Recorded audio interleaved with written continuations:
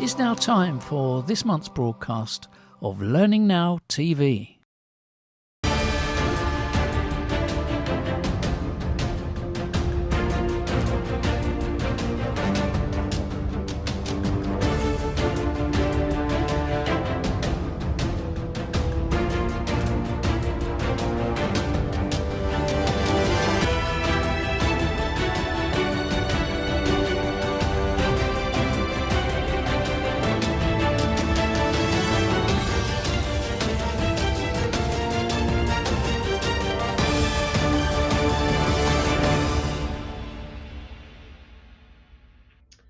Welcome to the November edition of Learning Now TV. It's cold outside where I am. It's not so cold where Nigel is, but wherever you are, we hope that you are doing well at this time of year.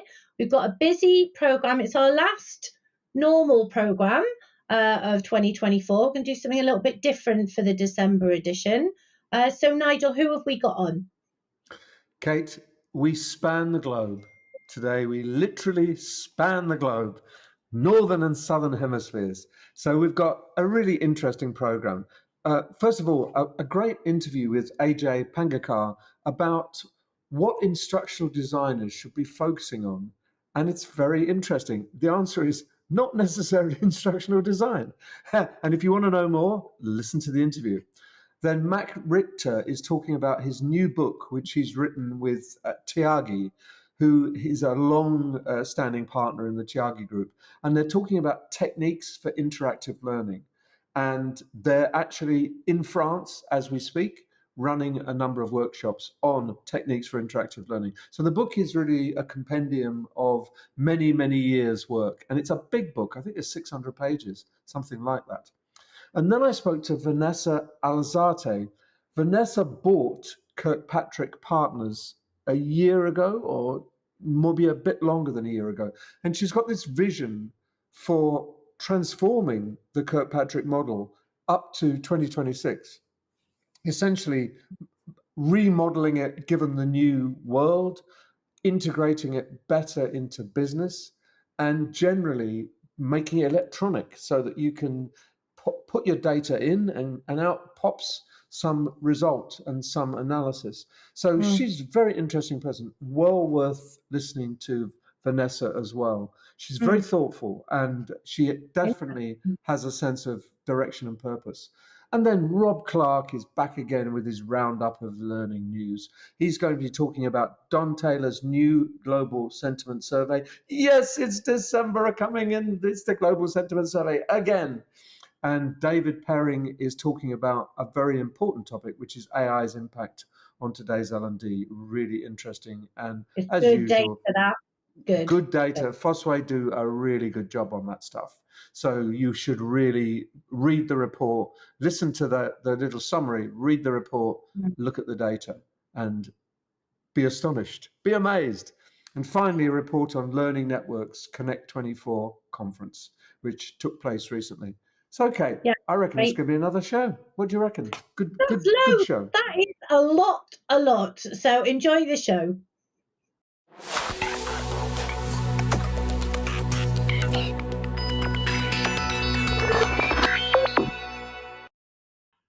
Today, I have the pleasure of speaking once again to AJ Pangakar. AJ is an accountant by trade, believe it or not. But he's much more than that. He's a thought leader. He's an author. He's an agent provocateur in the L&D space. He says things which everyone needs to hear, even if they don't want to hear them. And what we're going to talk about today is essentially the role of L&D frontline staff and where we think, our view, where we think they should be in relationship to the business. And we'll start with, I think, instructional designers. Now, AJ, tell me what you think the role of an instructional designer is. Okay, well, let's begin, Nigel. I think both you and I agree to a certain extent that instructional designers are there to, take the information collected to design a course to deliver a certain result. Okay, pretty simple. So they're basically designing learning for the purpose of use in the organization. What I believe is a slight subtle adjustment is that what is missing is understanding what those results and objectives should be. And what I mean by that, I think instructional designers, to a certain extent, there are some really good ones out there, but I'm being generalistic here, fail to reverse engineer what the end result is should be and then design according to that. And too many times we're told, well, we need a skills training course in X, and then design a skills training course in X. But at the end of the day, it's just a skills training course in X. It doesn't address what that skills training is meant to do and what type of objective it needs to achieve. And I think there's this subtle, I guess, gap, if I can call it, in making that learning credible within the organization and creating that value. That's just my, I guess, 2 cents. Yeah, I understand exactly what you're saying. And I feel a lot of I feel your pain, if you like. And for me, I worry when learning and development is inward looking. Instructional design is focused on good instructional design and not on the right context. When you ignore context, you're in trouble. And context is, what does the organization need to happen? What changes do we need to be able to see out there? And then, as you say, you step backwards and you produce something that is fit for purpose. And the purpose is change in the organization, not beautiful instructional design. And that can be a challenge, I think. Do you agree? Yeah, no, 100%. And I think where we have to begin in business anyways, there's 3 major preoccupations that business leaders have. And that is, managing risk, managing change, which today happens constantly, and managing performance. Now, these are not mutually exclusive. But what is interesting, I mean, they all tie together. So you're imagining change, you have risk involved. And when you're doing change, it's for improving the performance of the organization and so forth. So all these things are interdependent. But what these 3 things also have in common is that each of these elements require the involvement of people acquiring new knowledge. And so if you want to manage risk, we have to determine how do we minimize that, what do we need to do to make that happen. So there's a degree of knowledge there. When we're changing something, there's a degree of knowledge there. And we're improving something to become better, we need to know something that we don't already know. And so at the end of the day, if the instructional designer is able to understand those 3 elements from their, I guess, internal clients, we'll call it, for lack of better terms, but the departments within the organization that need to manage these 3 things, they will design more impactful courses because it is going to be very targeted. It's going to be very focused and very precise on the needs of that department and what they need to do. And at the same time, then we chime into some very key performance metrics, which now we can now measure the learning that's taking place because we're tying into some key metrics within that department or within that organization that we can say, hey, we did make a difference here because these were the metrics we were meant to move. And the learning is designed according to that requirement. And so essentially that's really, I mean, I'm maybe making it simplistic, but in reality, the successful organizations that you and I know, and I can name them, I think I've named them in the past, things like, Starbucks or Toyota. These organizations are true learning organizations, but they're not on the rooftop saying they're learning organizations. It's fully baked in because their learning department is not an afterthought. It's something that's integrated into their processes. And those instructional designers know exactly what they need to design to make sure that Toyota remains the success it should be, or Starbucks needs to deliver on the coffee that you and I order at the restaurants. And essentially that's really the simplistic answer, but that's, I think, where ID needs to be. It's only simplistic on a very superficial level. It's actually quite profound because one of my beliefs is the need for field work. I keep going on and on that if you live in your little enclave, you never understand the way the organization works. And you can't, if you were in Toyota, they would not allow you to design anything for them without going out onto the shop floor, without seeing the way cars are put together, seeing the conditions in which the workforce actually operates. And therefore you design very, very specifically in that Toyota context that works for them. And they would expect you to walk around and talk to people and profoundly understand the needs of the organization. But in many places, L&D does not come out of its basically out of its offices. It does it theoretically, and it does it outside much of the context.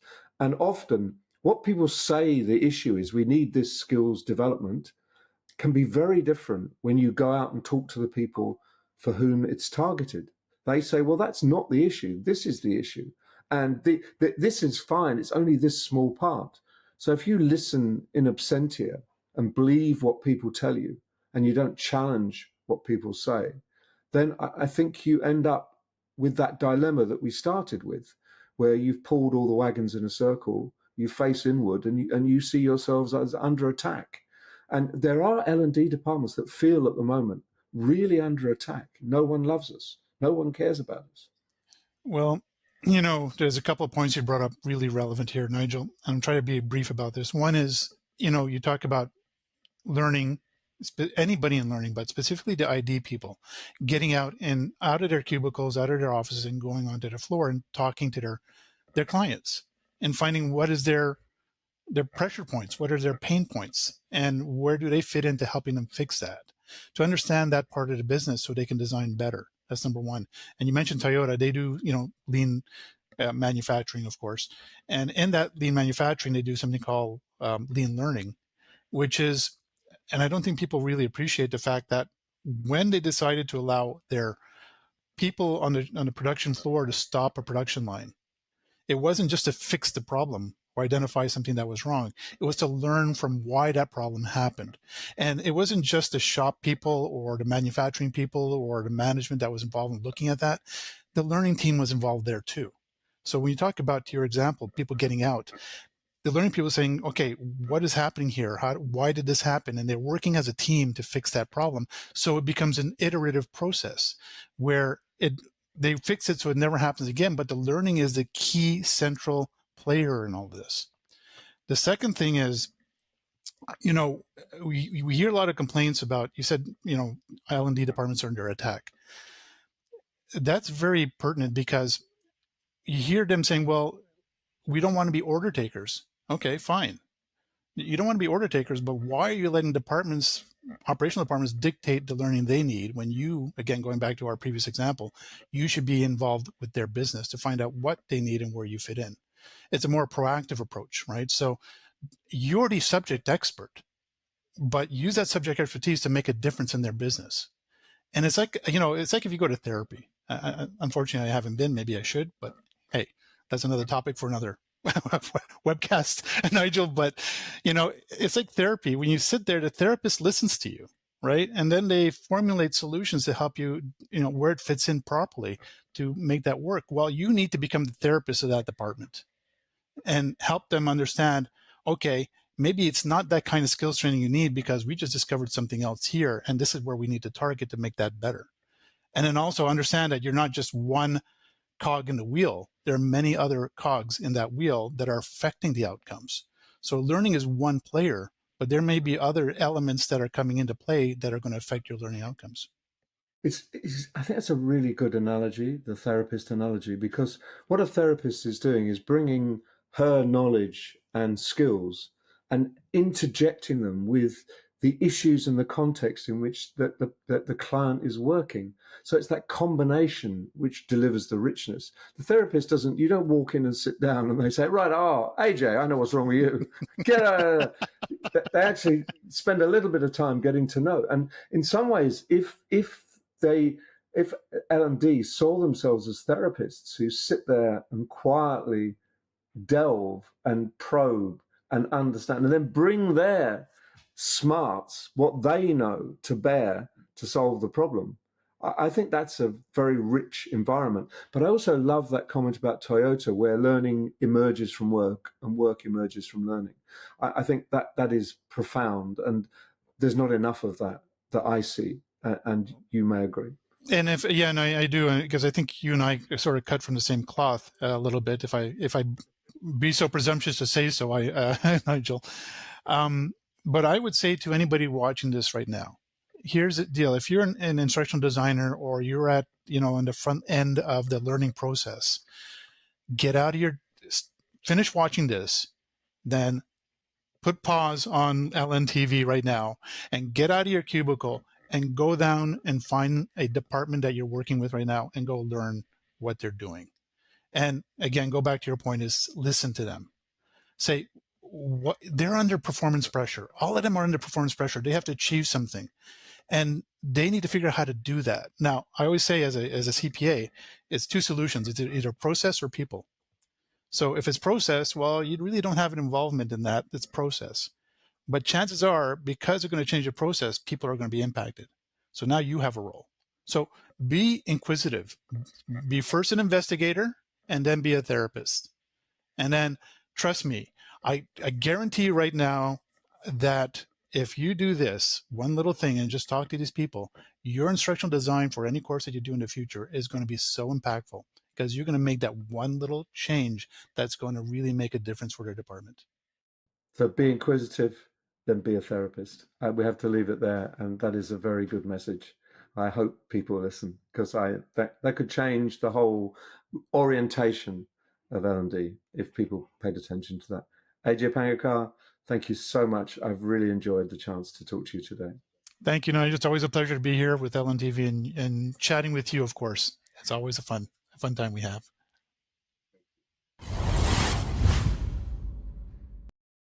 Upskill and inform your learners with Mind Tools for Business. Empower your people to thrive at work and help them step up and meet everyday workplace challenges with confidence. Our toolkit provides unlimited access to thousands of quality-assured resources, all in one place. It's easy to use and on demand, anytime, anywhere. Experience stress-free onboarding with dedicated client partner support. And get access to our library of industry insight and expert analysis. Perform, manage, lead with Mind Tools for Business. Visit mindtoolsbusiness.com to find out more. And of course, no LNTV would be complete without Rob Clark's Roundup, learning news with all the excitement and fun of the fair. Thank you, Rob, for doing this every single month we go to air. What is hot in L&D? Voting is open for the 2025 L&D Global Sentiment Survey. Expectations for the impact of AI on L&D continue to run high, but skepticism about the hype has also grown this year.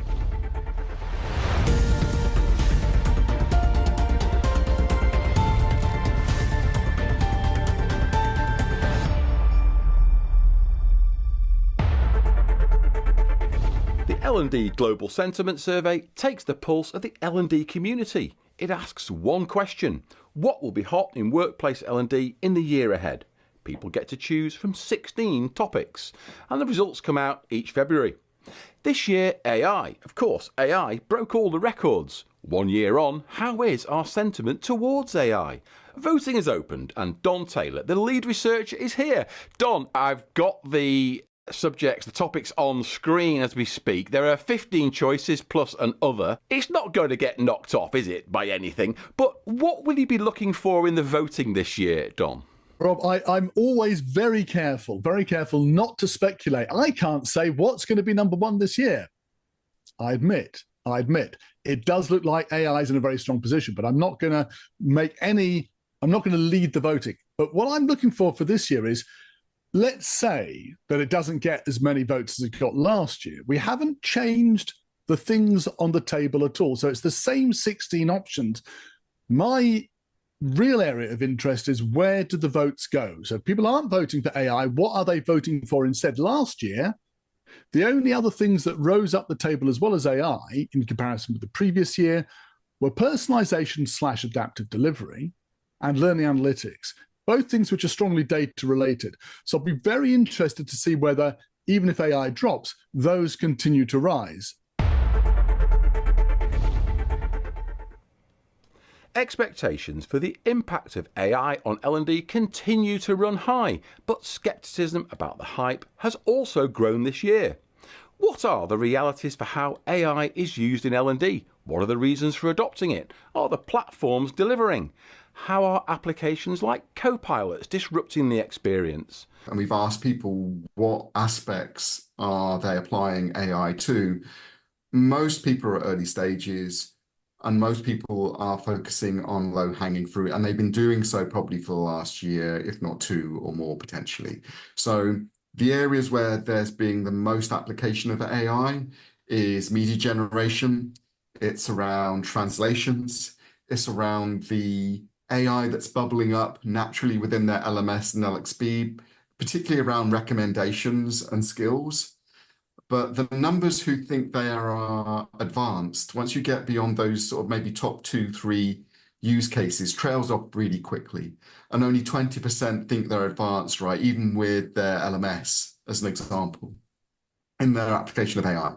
So it is for most early days, but the use cases are evolving. And I think we're into that sort of stage of people waiting and listening for the great exemplars that said, I used to do things like this, now I'm using this, I'm getting better, faster, richer, more quality results for maybe bigger bang for my buck. And I think we're still in the zone of waiting for those case studies to really emerge. Learning News is at Connect 2024, a place where workplace learning practitioners tackle the big topics facing the profession. Its theme is Be the Disruption. Learning and development often feel disruption is something that happens to them, and it can hurt if you're not the one doing the disrupting. There are 4 debates taking place on how L&D might anticipate and lead disruptive change. There's an exhibition of learning providers.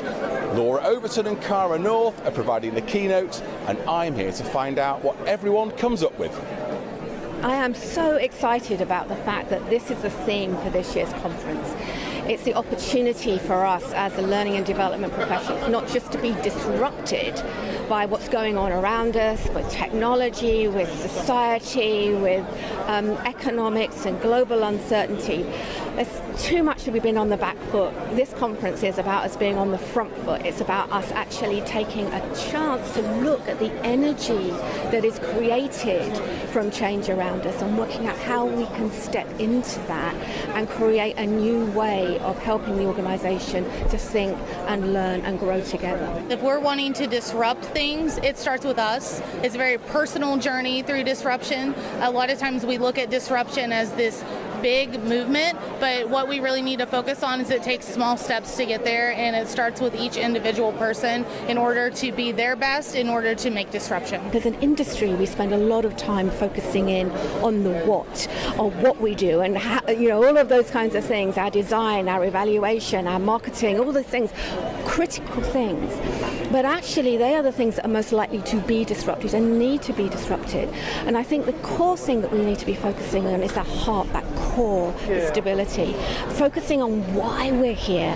And for me, learning and development, we're here to help organizations, individuals and teams be equipped and ready, equipped to perform today, but also ready for the future, for tomorrow. This conference is all about being the disruption. So I'm really encouraging people to try and think about doing change differently and disrupting the norm and, pushing the boundaries of the status quo. So I think it's really easy to do change via process, but we forget about the people. So my whole talk was about putting people before process, really encouraging leaders and people that were driving change programs to focus on 3 Ps really. So perspective, are we really understanding the people that are going through the change? Purpose, so are we connecting people to the why of the change and not just the what? And then finally partnership, so are we using the people that are going through the change as key partners in the change? Because people don't like change that's done to them, they want change that's happening with them. We're working in an environment where technology is exploding, and that's really disrupting and changing the way that people work. So in terms of learning and development, lots of people are interested in investing in technology to save money because there's a huge budget pressure at the moment. So as well as the work being disrupted and having to change and that driving learning needs, there's also the fact that budgets are being cut and people are having to sort of use technology to innovate and reduce costs. Learning at the moment is really in change, state of change, state of flux. I've had a lot of L&D professionals. They have amazing programs, great ideas, and they're implementing them within an organisation, but they then can't measure the impact, and therefore budgets get cut. There's a bit of a vicious circle with inability to prove ROI. Proving our value, I think there's been a lot of L&D teams and individuals who are kind of feeling the pressure of having to prove impact and layoffs and everything else. And I think just kind of reframing our mindset around data and how we evaluate the learning projects that we're working on is going to be critical. There's obviously a lot of challenges. One thing that we all need to do is to really dial in on the pain points, basically, and the challenges that the business is facing. AI is a challenge and an enabler and a massive opportunity. I think ultimately being able to use it and add it to, I guess, a bigger, broader collection of tools at the L&D's disposal is really important. And becoming better at engaging with the business. So doing more performance consulting and use of AI to really broaden the content we create. AI integration and also things like ROI. But I think one of the interesting things is, for an organisation, how can you develop a long-term L&D strategy that encompasses all of the business? So involves finance, ops, IT, and involves you speaking to people like the CEO, the Chief Information Officer, finance directors, right the way across the business. I think that's a real challenge. The biggest challenge that I see, or something that I think we should be tackling more, is creating really good experiential learning that's accessible for everyone, because I think that's something that we have not been addressing really well. Capability is a word that is a buzzword that keeps on going about, and everyone's like, well, what do we mean by capability? I feel like as an L&D practitioners, we've got an opportunity to shape what we mean by capability, and it can mean multiple things. Is it skills-based development? Is it looking at abilities? It's a broad topic, and we can actually own that. We can actually own that description. So that's what I think 2025 is. We've got an opportunity to make our mark there. I mean, it's contrite to say the old things like, well, we need a seat at the table, we need to be business oriented and things like that, but they're still true. And I think as technology comes along, as challenge and change in all forms in our world comes along, we need to be even more focused on organisational needs, even more focused on strategic conversations and being able to kind of really do something with impact and not just the same old learning. The whole point is always for us to try and just unpack, explore, and really question some of the assumptions that a lot of people do in this industry, and really in many industries. There's loads of myths and assumptions, and we want to decode that, unpack that, and then bring something out that is meaningful. The whole theme for the conference is about disruption, and I was really getting into when disruption sucks, when it rocks, and then also when it works. So this notion of sometimes it's annoying and frustrating, but it almost always leads to different outcomes and different perspectives and creativity. And then we looked at how to use creativity in our own practices, and when we are right on our learning edge and we think we don't want to do that. What's really great is that key message is coming through in all the talks I've been to already, really putting the shift back onto the people. And I think in this kind of day and age where we're focused on the new trend and technology and AI, which is really going to help us, we can never forget about the people going through that human journey. If we were to return here in 2025, this time next year, I'm sure we probably will. I hope we will be. What will we be talking about then? What I would love us to be talking about are all the experiments that we've tried, all the things that we've learned in the last year, all the changes that we're making, all the new conversations that we're having. And they are those little Trojan mice that we're setting free. That's what I want us to be talking about. What I don't want us to be talking about is the stuff that we know and that we've been talking about for decades. Now is the time that we need to be putting it into action through our experiments, through our conversations, and through the way we connect with organizations. I think there's going to be a revolution. Viva la people. So we keep talking about AI and all these technologies, but I think the pendulum's going to switch back to more people, more performance consulting, and getting back to the basics. A big thank you to everyone who's taken part today, and our programme sponsor, CLO 100. Learning News appreciates its support. We've only included short clips in today's bulletin. All of the full-length interviews are on the website, along with more on each of the headlines appearing across your screen.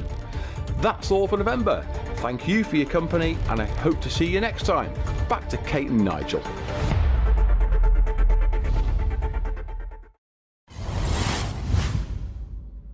At TechWolf, we realised that HR didn't need another HR application. They needed relevant skill data. Our skill data infrastructure works in the background to not only connect HR data, but business systems where employees actually do their work and skills are demonstrated. Our advanced AI structures skill data into a tailored skill framework in the form of a taxonomy and mapping of your jobs to skills. TechWolf creates relevant, granular skill profiles for every employee. Our API then automatically gets that skill data into the systems where it can be used by the business. We also take privacy very seriously, and TechWolf is trusted by global companies. I'm very pleased today, for the first time, to welcome Vanessa Alzate onto Learning Now TV. Vanessa is the owner and the CEO of Kirkpatrick Partners, and she's also the CEO of Anchor Training. But what I want to talk to her about is I want to focus on Kirkpatrick Partners. Welcome, Vanessa, first of all. It's very nice to see you. Thank you so much for having me, Nigel. It's a pleasure. Now, first question, what do you want to do with Kirkpatrick Partners? Why did you buy it, and where do you see it going over the next maybe 2 years or 3 years? Is that a realistic timescale? You must have had a vision. Share it with us. It'd be great to hear. Yeah, absolutely. So I bought Kirkpatrick Partners July of 2023. When I first found out that it was available, I remember I got the confidential memo, saying all I knew going in was there was a training evaluation company that was looking to be acquired. And I said, I'll take a look. I do training. And then when I got the information of who it was and saying it was Kirkpatrick Partners, at first I'm like, it can't be that same Kirkpatrick. Like, that's not possible. And as I scrolled, I realized it was the Kirkpatricks. And that was a wild moment. It was probably 11 p.m. When I got the information, and everyone was sleeping in my house and no one to freak out with about. I found one of my team members that lives in California. So I'm like, this is an acceptable time for me to ping her to, freak out about it. And immediately started daydreaming. What would it be like if I could own, the Kirkpatrick model and the methodology and all of that? So one of the things that I love about the brand is that it's been so resilient throughout the years. It really does have a strong hold in our industry, and that really attracted me. But it also needed a little bit of a refresh and a reboot. Right. And some additional application to today's world, to today's employees, right, to today's learners. And I thought this was the perfect time for me to take, I believe that I can make a lot of things relevant again by honoring the past, but infusing the future and the now. And so this is how I will get to do that. And so that is how, that's part of what got me started. In terms of, the vision for the future, I wouldn't say I necessarily had a huge vision when I first purchased, because I really wanted to absorb where the business is now. I wanted to learn more about the people that were so enthusiastic about Kirkpatrick and the people that currently purchase, and really learn more about what they needed and they wanted. And I wanted to observe. I knew 2024 was going to be an interesting year, politically, economically. Yeah. And I said, let me see where we're going here. So it took a little bit for me to really see the true vision. And the vision that I gave the team probably October 23 is not close to where we're going now. And so I'll unveil it to the team tomorrow, or next week. But really the vision is going to a more skills-based credentialized program. And so, right now the Kirkpatrick Partners has, 2 certificate programs, one on how to create an evaluation plan and one on how do you analyze that data. And there's so much, we both know there's so much more that one can do with evaluation. There's so many more skills and all of those things. So what I'm working on is developing, we have a certification pathway. And so we're developing additional curriculum to help give people the skills they need to really be business partners, to be strategic partners in an organization, but rooted in the Kirkpatrick methodology. And what I want to do with that is help create jobs. I want to help people upskill and then place them in roles to be able to use their evaluation skills. So you want that? Well, there are two things. One is you want to create a more quantitative literate users, so that you want to maximize the data and the evidence coming from data. And I think that learning and development has been data light for a long time. In a world drowning in data, people have tended to use back-end stuff off the LMS, which is very superficial in many ways. So to create much more data, and then therefore to build a cadre of people who can use that data more effectively and help businesses know where they're going, know what has happened, and point them in the right direction. So it's Absolutely. Someone who comes through the qualifications is more not just someone who uses Kirkpatrick. You're saying, are you want a kind of generic person who's got data literacy and skills that can take businesses forward within the framework of the model. Is that a fair statement? Yeah, absolutely. The model is so much more than just a learning evaluation model. And there's so many people that have picked it up, and so many people that have picked it up through learning that have applied it in different areas. And so now it's just time to amplify that. I think the other piece of it is helping to make evaluation more accessible. I think for many years, it didn't feel very accessible for us. And so now what tools and supports do we need to make evaluation part of the culture as opposed to just an option? An add-on, something to think of later, and not something inbuilt and part of the whole strategic development process. Is that what you're saying? Yeah. So so you're going to do it through certification, essentially. So you're going to beef up we're going to beef up the certification. Yeah, so we're beefing up the certification. There's a few different layers to that. So one is beefing up our certifications. Another piece to that is identifying technology partners and what technology we could utilize for that. Building the Kirkpatrick community out more. We have an online community now, but I think really building that out even more. And also working with organizations to help power them with Kirkpatrick and help to get them set up to be able to do evaluations and things like that. I don't believe in cultures of continuous improvement if you don't have a culture of evaluation. Because what are you improving, right? How do you know what to improve if you're not gathering that data? Yeah. And if you don't know where you're starting from, you don't know where you're going. Right. You need a baseline, right? Yeah, you need a baseline. You need baseline data, and you need to have a sense of what is going to change and how would you measure what is going to change. Two really important things. And that isn't necessarily driven by results of courses. It's changes in the organization as a whole. So you're going to look bigger, basically. You're going to say, if this is successful, these are the kinds of changes we're going to see in the organization. And that can be tracked back to some of the learning data. But it's bigger. So is that a fair statement then? Vanessa Alzate, Kirkpatrick will be bigger and wider and more important. Is that what you're saying? Yeah, absolutely. It's besides being a continuous thread in our industry, it's going to be a thread in organizations and business solutions and just their operating systems as a whole. Sure. And what is your timescale in your head? When will the world say, "Whoa, this has changed," or "This is new"? Yeah, absolutely. Is that a 1 year off, or 6 months off, or 2 years off, or how do you see that? So if you ask me, it's always 6 months off because everything is always 6 months off. Yeah, of course. I fly at the speed of light, or I would like to. No, so we have a 3-year plan, and so we're working on.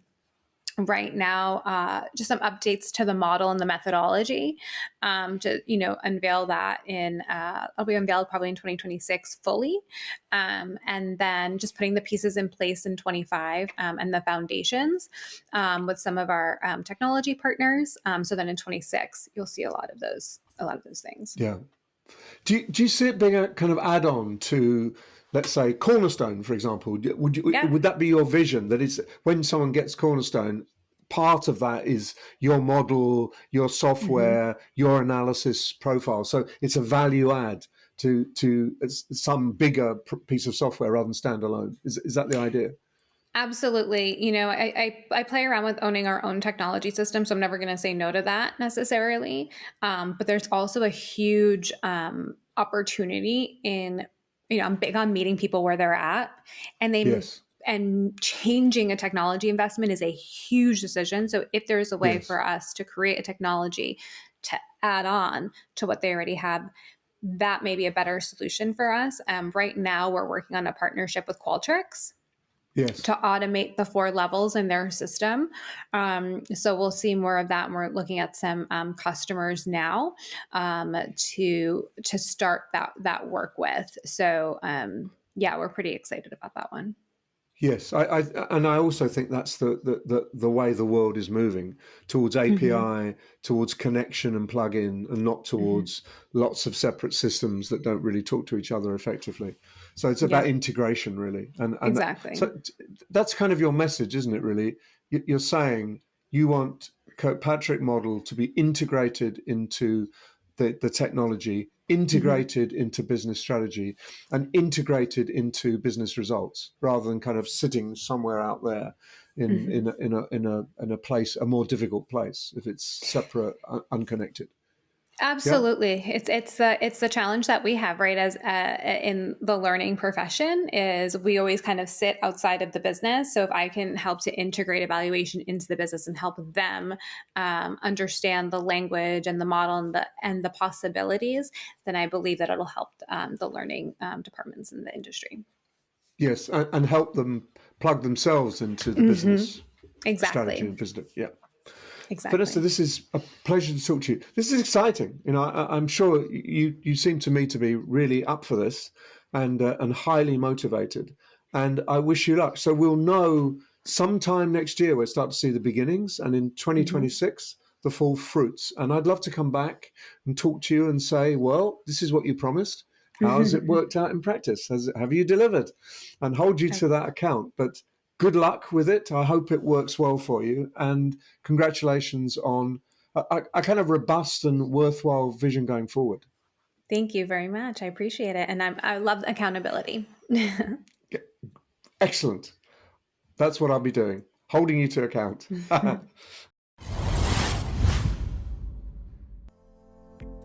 Are you productive or are you just busy?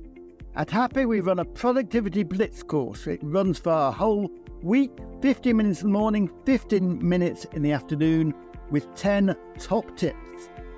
Those who came on the course found they gained 38 minutes in productivity each day. So let us help you be more productive.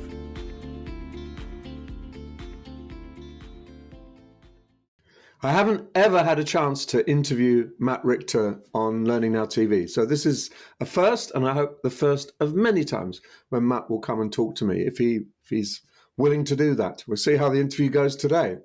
Matt is the president of the Tyagi Group and the LDA, the Learning and Development Accelerator. He's known, I think, better for the LDA at the moment, which is a group of mostly people involved in learning, US-based, but increasingly global, people in Australia, people across Europe. And that is designed to accelerate the uptake of evidence-based practice, if I could just sum it up in 3 words. What I want to talk to Matt about today is his book. He's just released a book called Techniques for Interactive Learning, and he's written it with his long-term partner and cooperator, known affectionately worldwide as Tyagi, but his name is really Sivasalam Tyagarajan. And both of them have produced a whopping book. It's about 600 pages, and it's called Techniques for Interactive Learning. So I want to kind of dig into that quite quickly. By the way, there are 60 techniques for interactive learning in the second half of the book. But Matt, first question, what do you define as interactive learning? So if you think about it, when we learn something, there's content that we learn, then we apply that content, which makes it a skill and so forth. Well, the way we can teach that, we can teach anything we do or anything we teach using an activity. An activity is getting the participants to engage with the content. So, to be playful with the content, to work with the content, to think about the content, to talk about the content, to do something with the content. So, an activity gets people acting and engaging with that content. And one of the things that Tiagi always likes to say is interactivity is not just with the mouse. So if we're talking about e-learning or something, it's not just getting them to physically move, it's getting them to think. So activity is actually occurring in the mind. It's not just in the hands or having them talk to people meaninglessly. It's about getting them to think about the content purposefully, with intent, how they're going to contextualize it and apply it. Yeah. And basically, the theory of the book is that if you're doing stuff and thinking, you're enjoying the learning process better and it's more effective. I think that's the bottom line isn't it? You're saying this is a much more effective way of covering content. Well, it's not just fun. So in fact, we love to say we're not the fun people. We don't believe in fun. But we do believe that fun happens sometimes. But if I'm training hospice care workers, we're not going to run activities that are fun. It's inappropriate, right? If we're teaching something that is utterly serious or profound in a way that is sad, you don't create activities that are fun. Use simulations or role plays or other types of activities that get people to still leverage that content actively. Yeah. And so it's not about fun; it's about engagement in having. And it's about enjoyment, isn't it? Isn't it? If you've got you rather a hospice care group came out of a process saying, "I found that really helpful and I enjoyed it." Not, "I found it was useful, but it was like pulling teeth." You are talking about enjoyment. Say I found meaning in it. Yeah. Okay. I found meaning. It made my work better. I learned how to do what I need to do more effectively, or I learned techniques and processes that will make the people we serve feel better as they go through it. Alternatively, I can take a group of managers and we can have a blast learning and teaching them how to deliver feedback more effectively, right? How to give informational feedback. That can be fun. There's nothing wrong with fun. It's not the objective. The objective is for people to engage in a meaningful way, depending on the context. So context will dictate whether something should be fun, profound, or utterly sad, or difficult or painful. The context matters, right? And so we engage in all different ways. Yeah, it's true. The book spends a lot of time on the what and why of what we do, and then the how of what we do. So all of those things you've just said are explained, debated, covered in great detail in the first 200 or so pages of the book before we jump in. And I like that. There's so many books about activities, which page 1, activity 1, page 260, activity 33. That's it. No more. No context, no attempt to situate that in learning theory or evidence of any sort. You've done exactly the opposite. You've spent a lot of time. It's a big book, and half of that book is spent on here is the evidence. This is why. Not just do it, but why you do it. Am I right? I have to say, I got angry. Frankly, I got angry because I've known Tiagi for almost 30 years, if not more. And when I met Tiagi, he was the play guy. He was the game guy. But as I got to know him, as he took me under wing, he drilled into me the cognitive psychology, the behavioral science. Even at the time, there was starting to be some neuroscience. He would attack the work I was doing in school and challenge me. He would throw journal articles at me. Tiagi is an academic first and foremost, but most people don't know that. And everything he's ever done is grounded in research and science. And at 86 years old, he doesn't care anymore what people think, or he doesn't care anymore about, you know what, this works, just do it.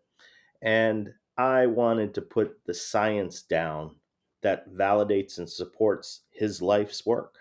Sure. And it's all there. Yeah, It's it's all like a there. legacy book. Then I can see exactly what you're saying. It's drawing back into the heart of everything that you've ever done with Tiagi over those 30 years. But it is incredibly practical and helpful. There are 60 exercises, 60 techniques, 60 ways of making learning more interesting, all set in context. That's each one is, this is when and why and how you will use this, not just here it is. So Tiagi's identified at one point there were 66 different types of strategies one could use to instruct. Now, because of technology and because of where the research has led us, he's cut it down to 49. So there are 49 interactive strategies.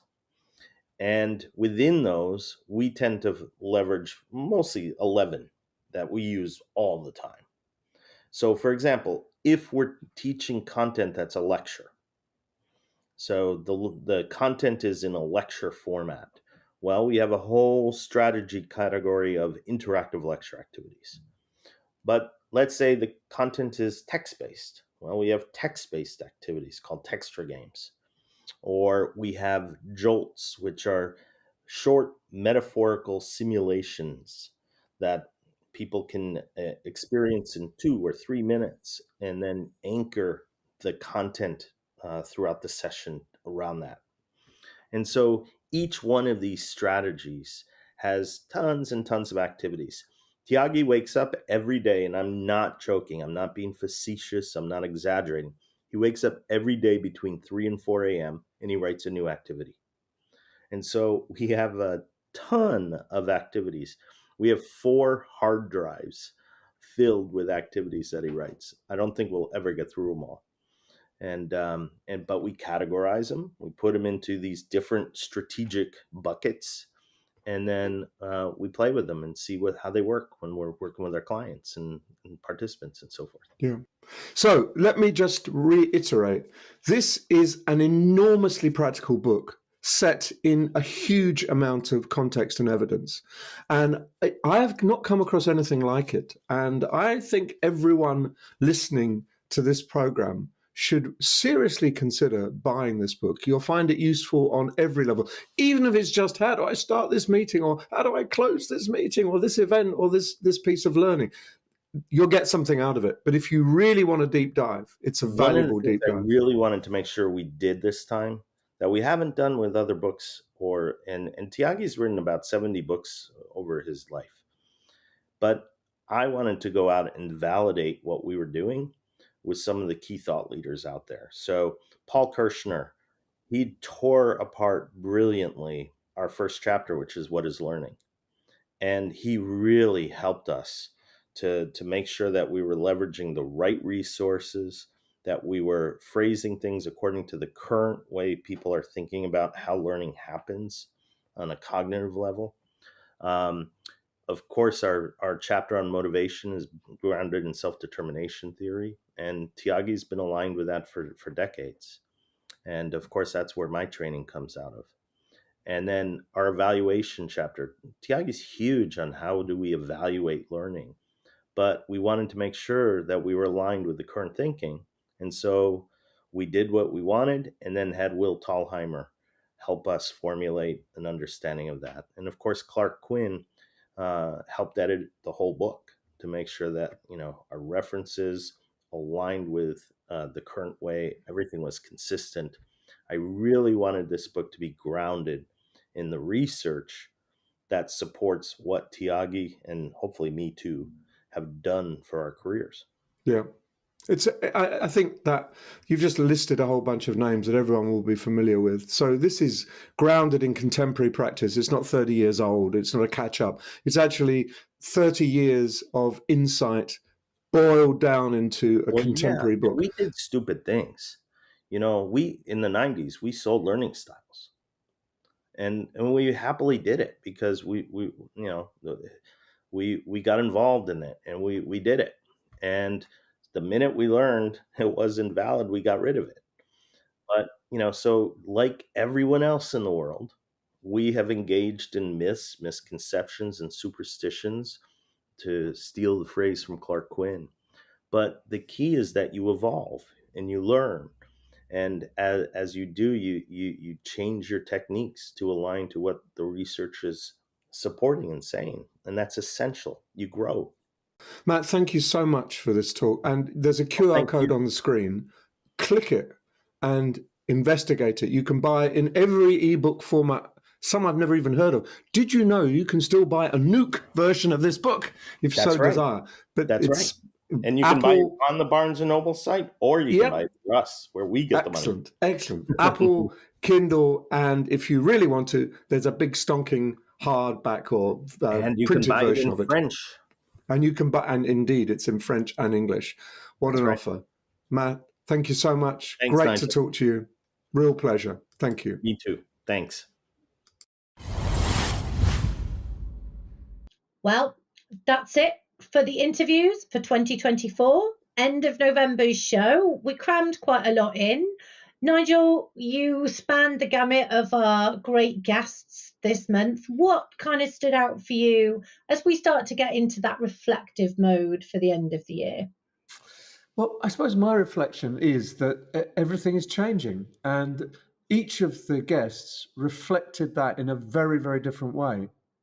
I think that AJ is saying that traditional models of development just are not fit for purpose, essentially, and that people like instructional designers have to get way closer to the business than they should be to the L&D team. Their job is to serve the business and work out what can be done in the fastest, most effective way possible, not think about crafting something beautiful that their colleagues will put on a pedestal and admire forever after. It's not like that anymore. And Matt Richter is really saying that if you're not making learning interesting, why are you playing around at it? There's so many ways, tools, techniques, ideas that can make learning fascinating, enjoyable, fun, and almost passes by without you noticing that it's passed by. And then finally, Vanessa is saying that this pretty old Kirkpatrick model, which is very familiar to all of us, needs a good kicking. It needs a good dusting down and being made fit for purpose for this century. And all credit to her, because she's got the courage and the vision to do it. So all three of them are really doing things very differently in their own specialist fields. And bring that together, and it spells one word, Kate, I think, and that's change. Change is coming. Well, I think the word you used there for me is courage as well. I mean, I think it's brave to lift the lid. It's brave to have these conversations. And, change is hard. We all like, our cozy little comfort zones. But, if we're not trying to get ahead, the interesting thing I think about where we are at the moment is nobody's got a crystal ball to know exactly how these things are going to play out.